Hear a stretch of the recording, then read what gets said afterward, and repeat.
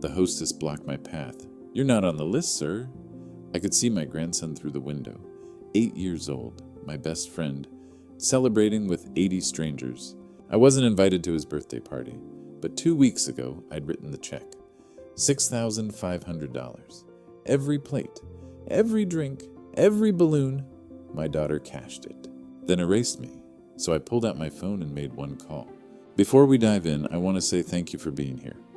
If this story resonates with you, I'd love to hear your thoughts in the comments, and please tell me where you're watching from. Hit that subscribe button if you want to hear more stories like this one. A quick note, while this story contains fictionalized elements created for storytelling purposes, the lessons about family boundaries and self-worth, those are very real, and I hope they speak to you. The hostess at Riverside Grill smiled the way people do when they're about to deliver bad news professional apologetic practiced. I'd been coming to this restaurant for 20 years. I celebrated Kimberly's college acceptance here, her engagement, the day she told me she was pregnant with Ethan. The mahogany walls and warm lighting used to feel like family. Tonight, standing in the marble foyer in worn khakis and my best navy polo, the one Kimberly once said made me look distinguished. I felt like an intruder. Through the glass doors of the private dining room, I saw my grandson, 8 years old today, wearing a crisp blue button-down I didn't recognize. Balloons bobbed near the ceiling, silver and blue spelling numbers. Around him, nearly 80 people laughed, their voices muffled by the glass. I didn't recognize most of them. The hostess Ashley checked her clipboard again. "I'm sorry, sir, the party is at capacity. Exactly 80 guests, and your name isn't on the list." The compass in my pocket suddenly felt heavy. I'd spent last Saturday polishing the brass, checking the engraving again. "Always find your way home, Gramps." I planned to give it to Ethan before dinner and watch his face light up. "There must be a mistake," I said. "I'm Ethan's grandfather. I wrote the check for this party, $6,500. 2 weeks ago." Ashley's smile faltered. She glanced toward the room. "Let me get Mrs. Barrett." "Mrs. Barrett." 6 months ago, Kimberly went back to using her married name exclusively right after Merrick made senior partner. I should have noticed the slow erasure. I watched Ashley whisper to my daughter at the head table. The color drained from Kimberly's face. Merrick rose calmly, wine glass set down with care. Kimberly followed, hesitant. The door opened. Laughter spilled out. Ethan stood near the gift table, distracted. He hadn't seen me yet. Dad, Kimberly said, not meeting my eyes. "This is awkward." "I gave you $6,500, I replied evenly. The check cleared. "And I'm not on the guest list." Her hands twisted. "Merrick's parents invited so many people from the firm, and we had to cap it at 80 because of the fire code, and I was the one you cut." Merrick's hand settled on her shoulder. "This party is about the children," he said smoothly. "Ethan's classmates from Crestwood Academy, families from the club, business associates who've become friends. I'm sure you understand." I did. Through the glass, I saw an adult guide Ethan toward the cake before he could look my way. I was the one who didn't fit the retired firefighter with the small house, the old truck, the scarred hands, the embarrassment they'd erased. Kimberly was crying, silently. I turned to Ashley. "Thank you for trying." Then I faced my daughter, the child I raised alone, worked 3 jobs for, proudly walked down the aisle. "I hope the $6,500 makes this party everything you wanted," I said, calm and clear, "because that's all I have left to give." Her face went pale. I walked out into the June evening footsteps, steady the compass heavy in my pocket. Behind me, voices murmured. Ashley's reflection in the glass showed sympathy and understanding. I didn't look back. Some losses announced themselves quietly without shouting or spectacle. You simply recognize the moment you no longer belong, and you leave with what dignity you can carry, hoping time will teach them what absence truly costs in the years ahead, eventually. I made it to my truck before the tears came. 15 minutes since I'd left the restaurant, yet it felt like a lifetime. My hands shook too hard to get the key into the ignition. The old Ford, 23 years together, sat alone in the far corner of the lot. Through the windshield, families walked toward Riverside Grill, dressed up smiling, living the Saturday evening I thought was mine. I gripped the wheel and let myself break. Not loudly, not dramatically, just quiet tears for promises I could no longer keep. Margaret made me swear the night before she passed. Cancer took 8 months to steal her away, and on her last clear-headed evening, she made me promise. "Don't let Kimberly feel alone, Greg. Not ever. She's gonna need you." For 22 years, I kept that vow. I worked 3 jobs to keep Kimberly in college. Sold my father's vintage motorcycle, the one thing I loved, to help pay for her wedding. I showed up for every milestone she allowed me to share, and tonight she erased me. My phone buzzed. Kimberly's name lit the screen, then again, then an unfamiliar number. I watched the calls pile up and felt something shift inside my chest. She always does. Merrick's words echoed in my head, casual, confident. She always gets over it, always forgives, always comes back. I called Frank. My hands were steady now. Greg, he answered immediately. 30 years of friendship told him everything. What happened? They locked me out of Ethan's birthday, I said flatly. I paid for it, Frank, my own grandson. Silence. Then where are you? In the parking lot. I'm okay, but I need to act now. Next, call Hawthorne Foster, my financial advisor, the man who helped me build Ethan's education fund $200 at a time. Hawthorne, I need to stop payment on a check. $3,700. Gregory, it's Saturday. I know, it has to be tonight, I explained. $6,500 total. $2,800 already cleared as a deposit. The remaining balance was still pending. I'm also changing the education fund, I added. Make it a trust. I'm the trustee. Kimberly can't touch it. $25,000, he said quietly. For Ethan. That's right. Whatever happens between me and my daughter, that money stays safe. You're doing the right thing, Hawthorne said. I'll handle it Monday. The tears were gone now. One more call. Riverside Grill, this is Carlos. Carlos, it's Gregory Crawford. Gregory? I heard there was confusion at the door. There's a problem with the payment for the Barrett party. A pause. What kind of problem? I'm stopping payment on the balance. You keep the deposit. But I'm not paying for a party I wasn't invited to. Carlos exhaled slowly. 20 years you've been coming here, and they shut you out. Yes. Then they don't get my service, he said without hesitation. I'll suspend dinner immediately. You don't have to. I remember who showed up when my mother was dying, Carlos said softly. You did. The sky darkened from gold to blue as my phone kept buzzing. I ignored it. I wasn't being cruel. I wasn't seeking revenge. I was finished shrinking myself. I started the engine. The Ford rumbled to life. As I pulled away, Riverside Grill glowed behind me. Somewhere inside, my grandson was turning 8.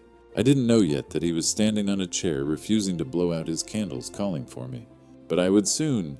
My house on Elm Avenue had never felt so empty. Past 8:30 when I pulled into my driveway. The neighborhood was quiet, porch lights glowing warm in the summer dusk. Normal Saturday evening sounds. The kind I'd imagined hearing later tonight, maybe with Ethan chattering beside me about his presence. Instead, I was alone. I flipped on the kitchen light. My eyes went straight to the refrigerator, to the photos held by magnets, shaped like fire trucks. There we were, Ethan and me, holding up a base we'd caught last July. His grin missing 2 front teeth, my arm around his shoulders. Next to it, Kimberly in her graduation gown, 22 years old. I'd worked 3 jobs that year to pay for it, worth every exhausted morning. Margaret should have been there. Cancer took her when Kimberly was 16, 8 months from diagnosis to the end. I'd promised her that last night, promised I'd take care of Kimberly's, that our girl would never feel alone.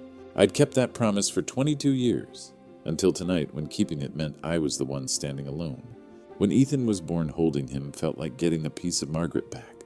Same dark eyes, same stubborn chin, a second chance. Last summer, we spent Saturday mornings in my garage. I taught him to use a hand plane, how to read wood grain. His small hands next to mine sawdust smelled between us. Gramps, how come you know how to make everything? Because my dad taught me and his dad taught him. Now I'm teaching you. 2 months ago, Ethan drew me a picture. Crayons on construction paper as fishing stick figures with huge smiles. At the top, my hero, Grandpa Gregory. Kimberly brought it over beaming. The next week, she mentioned Merrick made him take it down. Doesn't match the decor. That should have been my warning. Last Thanksgiving. Merrick forgot to invite me. I ate a frozen turkey meal alone. Then the Saturday visits started changing every week. Merrick scheduled Ethan's activities exactly when I'd normally come. Kimberly suggested Sundays. Then Sundays had conflicts too. I'd overheard Merrick once telling Ethan, Grandpa's house is old and outdated, buddy. We're building you something better. Ethan's small voice, but I like Gramps' house. It smells like cookies and wood. It wasn't accidents. It was a campaign. Slow. Methodical, erasing me one Saturday at a time. I walked to the garage. My workbench sat against the far wall, tools hanging where they'd always been. I'd built this bench with my father when I was 12. I opened the drawer where I kept sandpaper. There it was, folded carefully beneath the supplies, Ethan's drawing. My hands shook as I unfolded it. The crayons were bright enthusiastic. The stick figure me wore a firefighter's helmet. The stick figure Ethan held a fishing pole. Both smiling. My hero. He'd hidden it. My 8-year-old grandson had hidden his love for me like it was something shameful. Something he had to protect. No more, I said to the empty garage. I'm done making myself invisible. From inside the house, my phone started buzzing. Multiple calls, rapid fire. I looked at the screen. Unknown numbers. Kimberly's name. More unknown numbers. I let them all go to voicemail. Whatever they wanted to say, I wasn't ready. Not yet. I didn't know that one of those calls was from someone I'd never expected. Someone who'd been inside that restaurant tonight. Someone who'd seen everything and decided she couldn't stay silent. But I'd find out soon enough. Tonight I just held my grandson's drawing and let myself feel everything I'd been holding back. Before I tell you who arrived at 9 p.m., with evidence that exposed the entire manipulation, type home in the comments, so I know you're still here. I need to see my community. One note. The story moving forward contains dramatized elements created to illustrate real family dynamics. If that doesn't resonate with you, feel free to exit now, no hard feelings. The knock came just past 9 o'clock. Through the window, I caught a glimpse of a figure on my porch. Designer blazer, expensive haircut. Vanessa. I opened the door slowly. Vanessa, this is unexpected. In 5 years of Kimberly's marriage, Merrick's mother had been to my home exactly twice. Both times she'd commented on something the outdated fixtures, my quaint furniture. Tonight she looked different, uncertain. May I come in, Gregory? No imperious tone, just a question. I stepped aside. She sat on my couch, designer handbag clutched like a shield, and for the first time since I'd known her, didn't glance around with polite disdain. What happened tonight was wrong. Direct, no preamble. I waited. I didn't know you weren't on the guest list until I saw you at the door. I asked Kimberly about it while Merrick was dealing with the restaurant situation. Her voice tightened. She told me you'd agreed not to come, that you weren't feeling well. Now, I was never told about the party, Vanessa. Kimberly cashed my $6,500 check 2 weeks ago. Her face went white. Oh, God. She pulled out her phone with shaking hands. You need to see this. She turned the screen toward me, a text thread between Merrick and Kimberly. Plans to exclude me. Discussions about phasing out my visits. Merrick's words about my home being depressing, how they needed to limit Ethan's exposure to lower expectations. Kimberly's shorter responses, but always agreeing. I handed the phone back. Something inside me had gone very still. I'm showing you this because it won't get better, Vanessa said. Merrick will keep pushing you out, and Kimberly will let him. Why are you doing this? He's your son. He's my son, and I love him, but I don't like who he's become. Her voice broke. Merrick did this to his own grandfather, my ex-husband's father. Cut him off completely, said the old man was embarrassing to his colleagues. She swallowed hard. His grandfather passed away alone in a nursing home. Merrick didn't even attend the funeral. I forgave him, then thought he'd change. But he hasn't. He's gotten worse. She stood, then stopped. The party ended badly. Once the restaurant suspended service, guests started leaving. But that's not the worst part. She told me about Ethan, how he'd realized I wasn't there, how he'd asked Kimberly why. Your grandson looked at his mother and said, but Gramps is family. He's more important than those people. My throat tightened. Then he climbed on his chair, in front of everyone, and said, this isn't a real birthday without Gramps. He pushed his cake away, refused the candles. I could see it, my brave boy. Then he yelled at Merrick, you're mean. You made Gramps go away. The tears came. I couldn't stop them. Your grandson fought for you, Vanessa said softly. He's 8 years old, and he knew what was right. After she left, I sat in the darkness for a long time thinking about courage, about how an 8-year-old had more of it than I'd shown in years. I didn't know then that the hardest conversation was still 3 days away, that Kimberly would show up at my door broken and desperate. But tonight I knew one thing. My grandson had just taught me that it's never too late to stand up and fight. The next morning, Frank showed up at my doorstep with his wife, Linda, and a pan of homemade biscuits. I hadn't slept much, kept seeing Ethan standing on that chair, kept hearing Vanessa's words.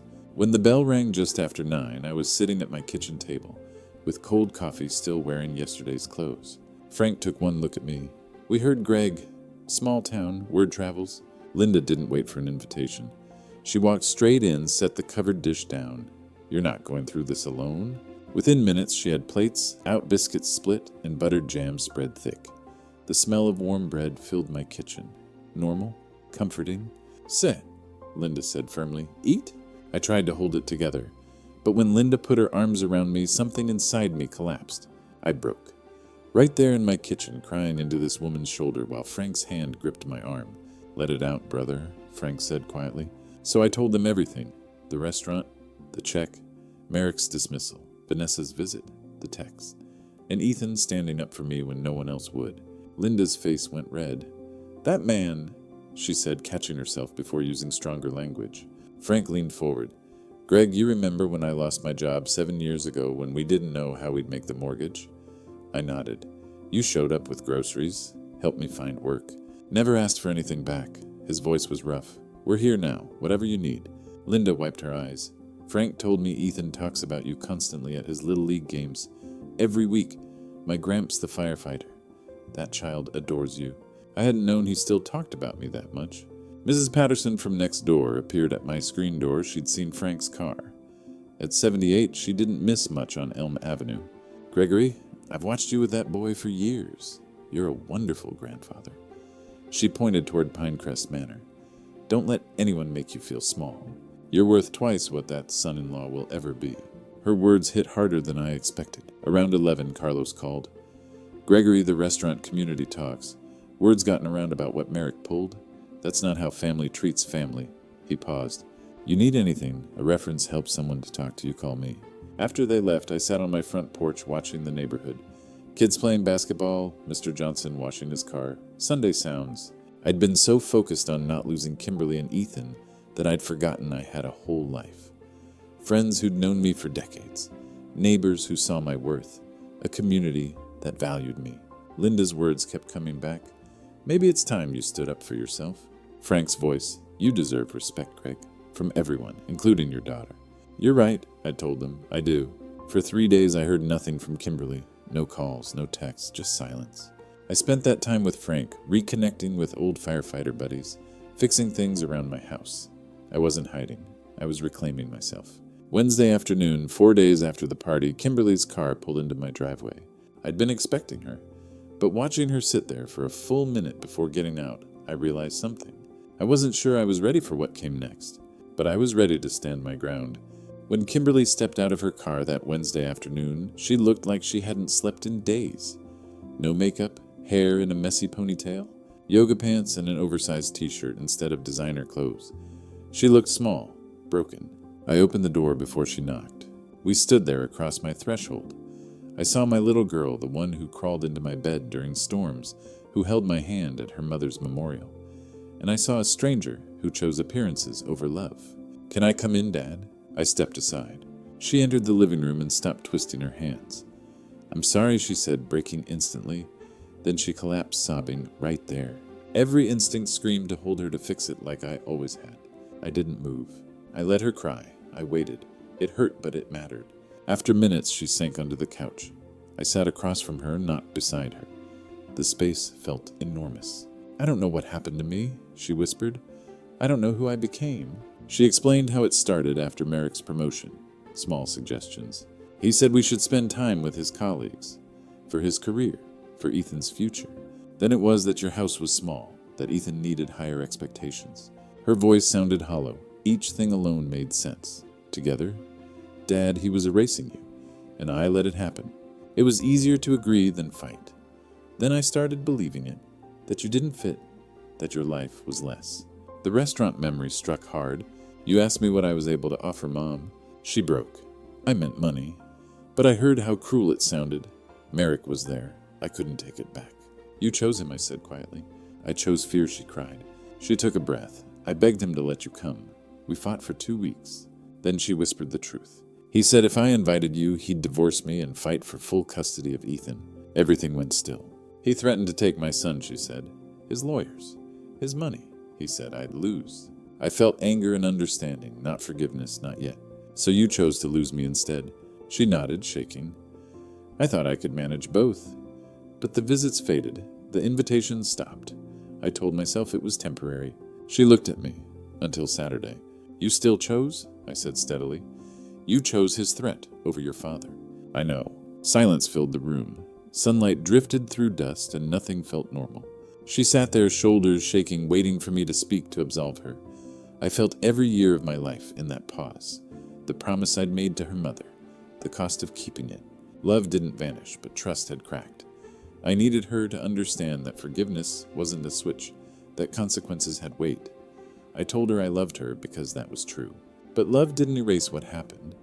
It only meant we would face it honestly without lies or fear, no matter how painful rebuilding might be for all of us. Time, patience, and accountability would decide whether we could find our way back to each other, or whether some distance would remain permanent between us in the years ahead together. Then she wiped her face. There's something else. About Ethan, after you left? Her voice shattered. He thinks you don't love him anymore. That's when my tears finally came. I had cried twice since Margaret passed, once at her memorial when they closed the casket, and I understood I would never see her face again. Once when Ethan was born, when they placed that tiny squirming bundle in my arms. Tears of joy and fear, knowing I had already lost so much and now had something new to love. That Wednesday afternoon, sitting in my living room, I cried a third time. Not because Kimberly betrayed me, not because Merrick erased me, but because somewhere across town, my 8-year-old grandson believed his grandfather had stopped loving him. Margaret made me promise the night before she died. Take care of Kimberly, she whispered, her hand cold in mine. Don't let her feel alone. I kept that promise for 26 years, and somehow in doing so I let Ethan feel abandoned. Tell me what happened at the restaurant, I said, steady despite the tightness in my chest. Everything. From the moment the service stopped. Kimberly wiped her eyes with her sleeve.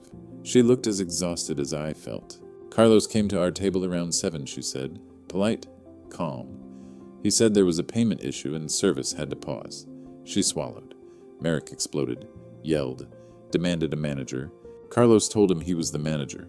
And Ethan, he didn't understand. He kept asking where his cake was, where you were. Her voice cracked. He'd been watching the door all night, Dad. Every time someone walked in, he thought it was you. The compass on my mantle caught the fading light. Always find your way home. Margaret had given it to me before she got sick. I'd planned to give it to Ethan that night. When did he realize I wasn't coming? When I told him?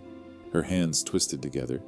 After Carlos left, Merrick was on the phone with his lawyer, trying to force the restaurant to keep serving. Ethan looked at me and said, Grandpa isn't on the list, is he? I closed my eyes. I lied, she whispered. I told him you were sick. He said, Grandpa would have come anyway, unless he didn't want to. 8 years old, already learning that love can disappear. The party collapsed. After that, she continued.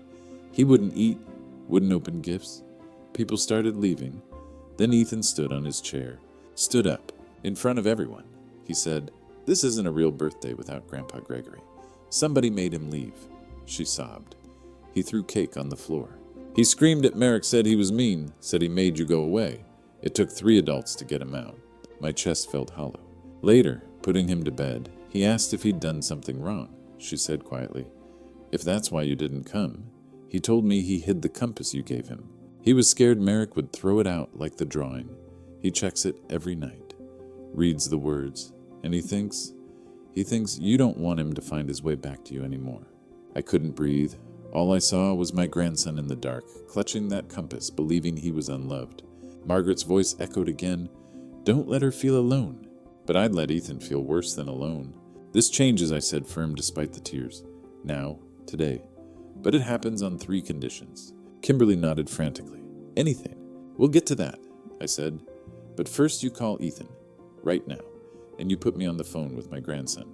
I had never set real boundaries with my daughter before. I had always just given time, money, forgiveness. I kept giving until there was nothing left. That ended that night.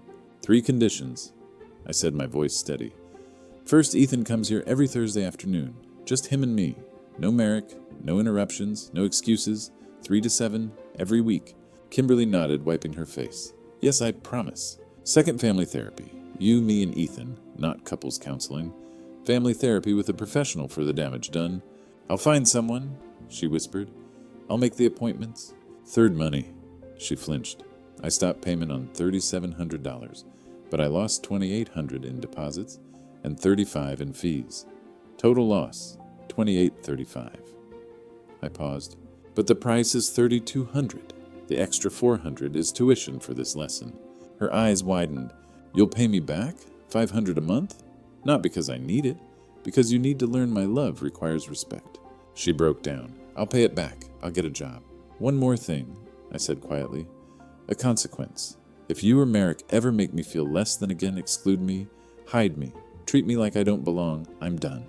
No second chances. Silence settled between us. I'm 65, I said. I don't have time for people who don't value me, even family.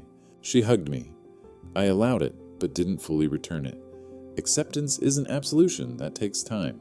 That was 8 months ago. Within 3 weeks, Kimberly had separated from Merrick. She and Ethan moved into a small 2-bedroom apartment across town. Vanessa covered the deposit. The ultimatum was clear. Merrick could choose therapy and real change or lose his family. He chose therapy. Kimberly got a part-time job as a physical therapy aide. $500 every month, always early. The final payment came 6.5 months in. Thursday afternoons became sacred. At first, Ethan was cautious, testing if I'd disappear again. I stayed patient. By week 3, he brought out the compass. I don't have to hide this anymore. We baked cookies, built birdhouses, fished at the pond. One afternoon, he hugged me and whispered, I missed you so much, Grandpa. I barely held myself together. Family therapy was hard. Ethan spoke about feeling abandoned. Kimberly had to listen. I learned how to trust again. Some sessions ended in tears, others in silence. But slowly, we rebuilt. I've seen Merrick 3 times in 8 months. Polite, distant.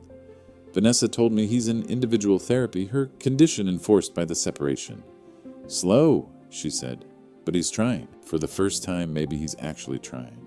Vanessa and I meet for coffee once a month. We're not close, but we both love Ethan. Sometimes that's enough. I started living for myself. I teach woodworking now, joined Frank's book club, poker nights with old firehouse friends. I stopped waiting to be invited into Kimberly's life. I saw my house differently. Not small mine, not outdated lived in. 30 years of memories. Enough. I am enough. Last Thursday, Ethan said, Grandpa, my 9th birthday's coming. I know.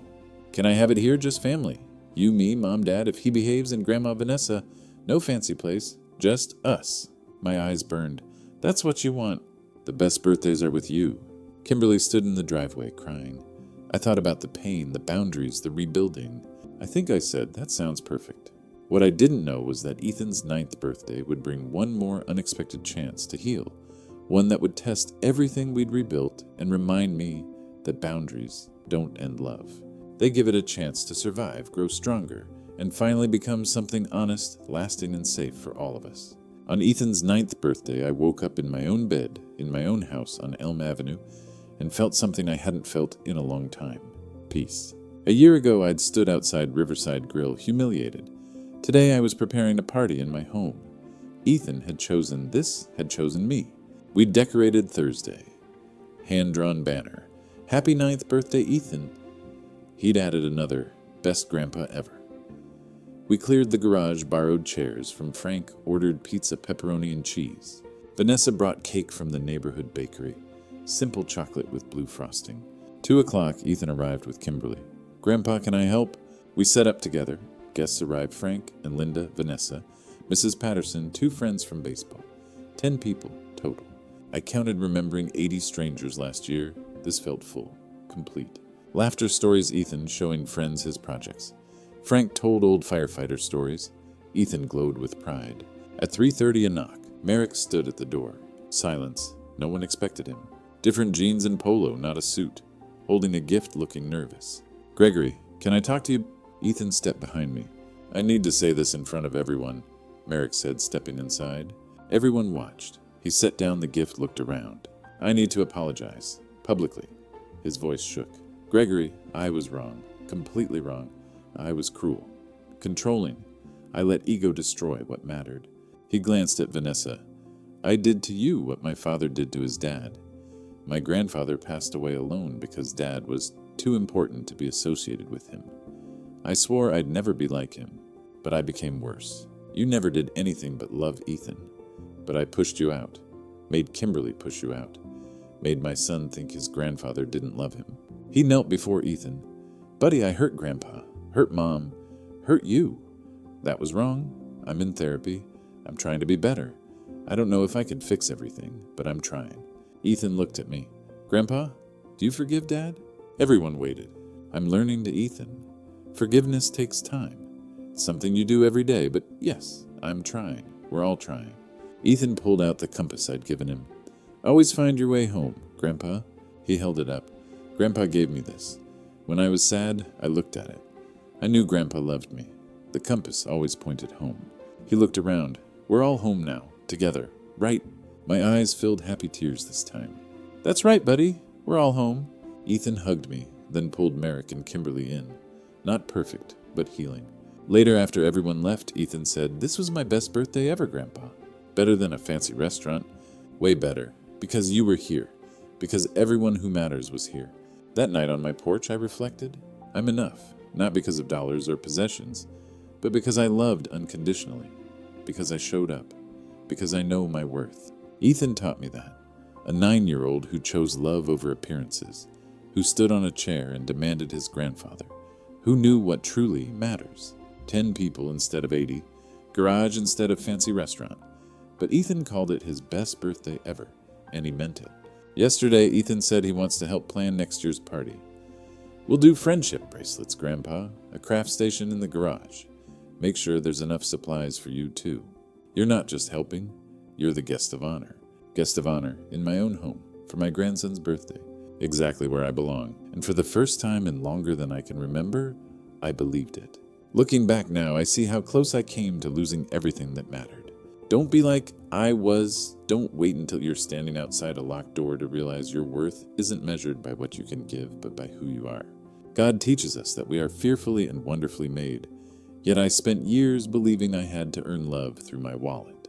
The Lord reminds us to set healthy boundaries, yet I gave until there was nothing left. And Scripture tells us that forgiveness is a journey, not a destination. Something I learned the hard way through 8 months of painful healing. These grandpa stories aren't just about birthday parties or family drama. They're about recognizing that God has already declared you valuable, regardless of how others treat you. My grandson Ethan understood what I'd forgotten. Real love doesn't need fancy restaurants or 80 guests. It needs presence, respect, and people who truly see you. If you're watching this and feeling invisible in your own family, hear me, you are enough. Set those boundaries. Demand that respect. God didn't create you to be erased from the lives of those you love. So many grandpa stories have been shared in the comments, and they've moved me deeply. Your grandpa stories remind me that we're not alone in these struggles, that families everywhere are learning what truly matters. If this resonated with you, please leave a comment telling me what lesson hit home. Share this with someone who needs to hear it. And subscribe to this channel. We're building a community where everyone's story matters. Thank you for staying with me until the end. I'm grateful you were here. A gentle reminder. The stories ahead contain fictionalized elements created for educational purposes. If this content doesn't suit you, feel free to explore other videos that better match your preferences. Your comfort matters, and there's no judgment in choosing what's right for you.